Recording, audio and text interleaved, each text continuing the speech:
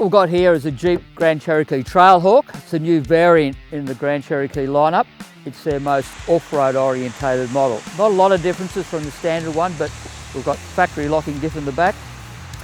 We've got AT tyres on it, these prominent recovery hooks you can see. The front fascia is a bit different, so the approach angle is a bit better.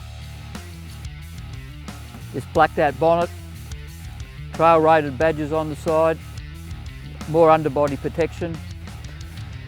Builds on what's a pretty capable car anyway, off-road.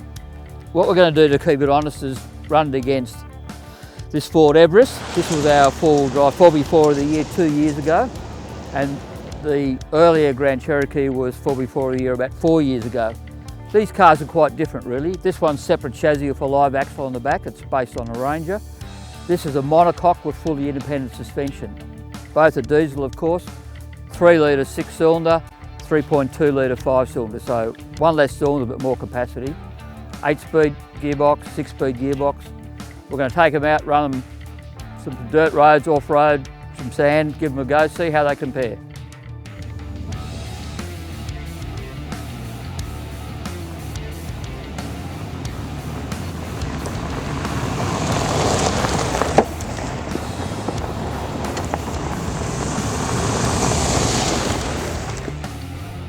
We're in the Jeep Grand Cherokee Trailhawk here. As mentioned earlier, it's the most off-road capable of the Grand Cherokee range, with a few extra bits and pieces that make it a bit better off-road.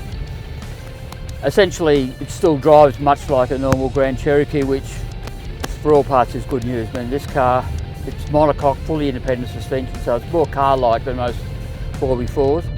But it still works off-road because it's got high adjustable suspension, so you can lift it up, which is a bonus. The drive system's full-time four-wheel drive. Self-proportioning centre diff, so it directs the drive to the front or rear as needed. And the rear locker too is not a sort of a fixed on or off locker. It's a self-proportioning thing, so it can direct the drive either way up to locking up 100%. So off-road it does the job. With the fully independent suspension, it does pick up wheels a bit, and it's probably not as comfortable as something like the Everest or like a Prado or whatever. It's got a bit more travel and it's a bit more dramatic. You'll lift wheels and sort of carry on a bit, but you know, it gets there. Underneath it's quite well protected.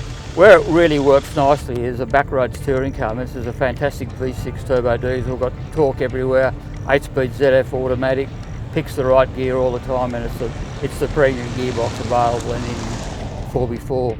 Jeep perhaps could have done a bit more, but the thing still is very good, and as I said before, it's such a good all-road touring car, and if you want to go off-road, it will certainly get the job done, even if it's not perhaps as comfortable as other things with longer travel, more supple suspension.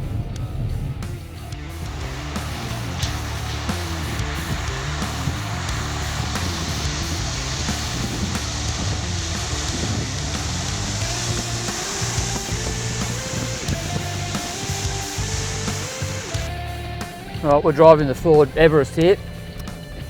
This car's based on the Ranger, which means same Ranger engine, 3.2 litre 5-cylinder, same gearbox, 6-speed.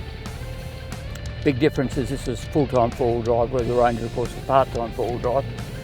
The other difference chassis-wise is this has got coil springs at the rear, not leaf springs. It's still got a live axle, and the axle's located by a Watts link, not a panhard rod, which is the normal thing.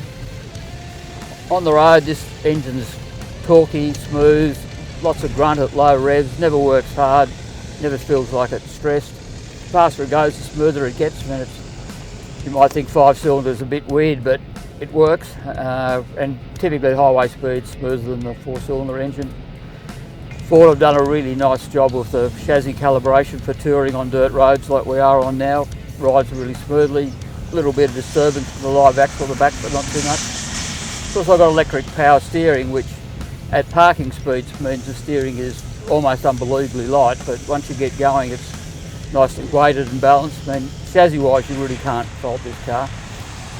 Off-road, it's got a few tricks up its sleeve, and the main thing is it's got a rear diff lock that doesn't disengage the traction control on the front axle, so that when you're working it hard on a gnarly climb, you've got the front being controlled by the traction and the rear being locked up by the diff lock, and it will it will go further than a lot of other competitive vehicles which are ute based. I mean, this thing won our 4x4 of the year a couple of years back, 2 years back from now, and that's why, because it works on road, it works off road. I mean, hats off to Ford, they've done a fantastic job on this thing.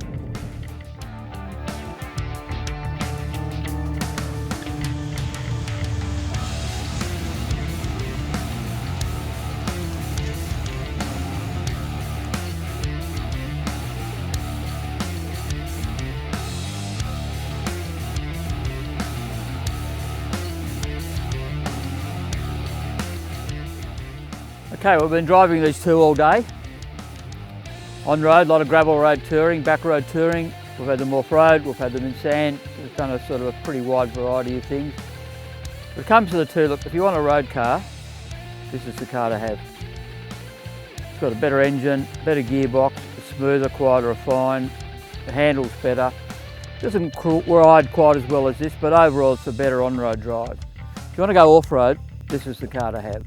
It's got more supple suspension, it does things more easily. It will just take you places with sort of easily and more comfort. I mean, this will still go off-road, but it's not particularly comfortable. And when you jack the air suspension up, you don't have any droop travel, so the ride's fairly harsh. So at the end of the day, we're a four-wheel drive magazine, so my money's on this car.